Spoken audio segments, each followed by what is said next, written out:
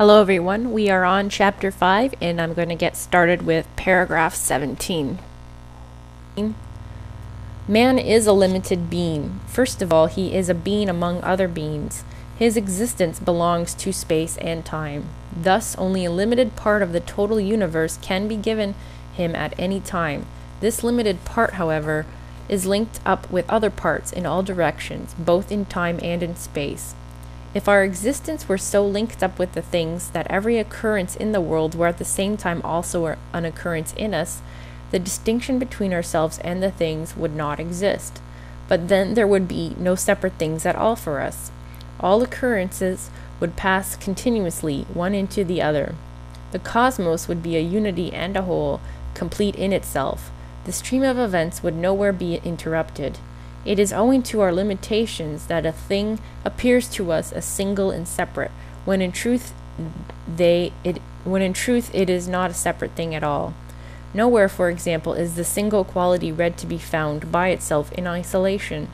It is surrounded on all sides by other qualities to which it belongs, and without which it could not subsist. For us, however, it is necessary to isolate certain sections of the world, and to consider them by themselves. Our eye can grasp only single colors, one after another, out of a manifold totality of color, and our understanding can grasp only single concepts out of a connected conceptual system. This separating off is a subjective act, which is due to the fact that we are not identical with the world process, but are a single being among other beings. The summary we had for 17 is, since we as humans can access only a limited part of the whole universe, which is not separate, appears as separate to us.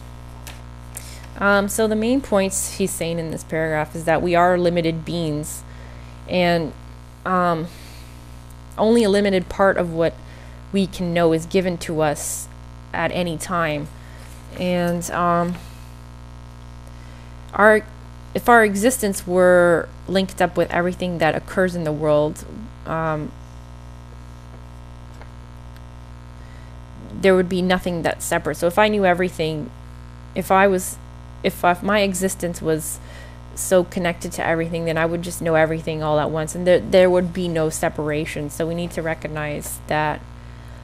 Okay, so when he says, for example, the color red is not to be found in isolation, and for us as humans, it's important that we isolate these various sections of the world and consider them by themselves. So the color red, for example, is surrounded by other qualities, such as a table, this and that, whatever, and our because we're grasping the color red in isolation and this and that or whatever, that is what is subjective, and this separating off of these little qualities, that is the subjective act, because it depends on my eye constitution. Like if I have color blindness, then I won't perceive that red. So that is what he means in that part, and it's just, this is the way we perceive things, because we are not identical with the world process, but we are a single being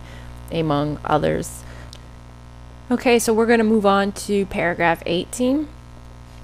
The all-important thing now is to determine how the being that we ourselves are is related to the other entities. This determination must be distinguished from merely becoming conscious of ourselves. For this latter self-awareness, we depend on perceiving, just as we do for our awareness of any other thing. The perception of myself reveals to me a number of qualities which I combined into my personality as a whole. Just as I combine the qualities yellow, metallic, hard, etc. in the unity gold, the perception of myself does not take me beyond the sphere of what belongs to me. This perceiving of myself must be distinguished from determining myself by means of thinking. Just as by means of thinking I fit any single external percept into the whole world context, so by means of thinking I integrate into the world process the percepts I have made of myself. My self-perception confines me within certain limits, but my thinking is not concerned with these limits. In this sense, I am a two-sided being. I am enclosed within the sphere which I perceive as that of my personality, but I am also the bearer of an activity which, from a higher sphere, defines my limited existence. Our thinking is not individual like our sensing and feeling. It is universal. It receives an individual stamp in each separate human being only because it comes to be related to his individual feelings and sensations. By means of these particular colorings of the universal thinking, individual men differentiate themselves from one another. There is only one single concept of triangle. It is quite immaterial for the content of this concept whether it is grasped in A's consciousness or in B's. It will, however, be grasped by each of the two in his own individual way. And we have 18 summarized as follows. Perceptions and feelings of self are individual, but thinking, which is universal, integrates us into the world process. I think this is a pretty straightforward paragraph, and that is how we relate ourselves. What does he say here? He does point out we are a two-sided being, and our thinking is universal, and it's our feelings that give us this sense of individuality. And again, when he points out how we grasp concepts is a very individual process, but the concept that we grasp is universal. So if I think of a triangle, I may come to understand this concept in my own unique way, but the concept in itself is, it's three-sided, it's whatnot. That is grasped universally by everyone. We understand what it means because we all understand the concept. How we get to that is different. And I will move on to paragraph 19, and then I'll probably end it there. This thought is opposed by a common prejudice very hard to overcome. This prejudice prevents one from seeing that the concept of a triangle that my head grasps is the same concept that my neighbor's head grasps. The naive man believes himself to be the creator of his concepts. Hence, he believes that each person has his own concepts.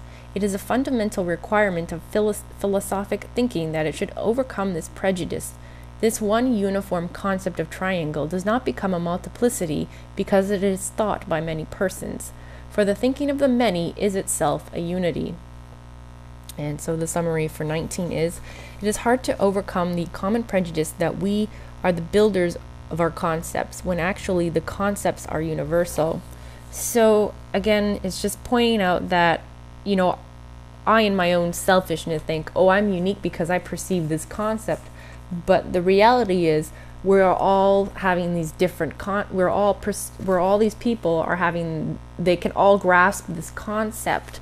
And so, how I understand the concept of triangle, that exists in someone else's mind. How they get to it, that's different. How they visualize or whatever, that's their own individual thing. But the concept itself, we can all understand. And it is a prejudice that we don't get that, if I can think it, you can think it as well. So I'm going to just end it right there. So look forward to seeing you all again. Bye.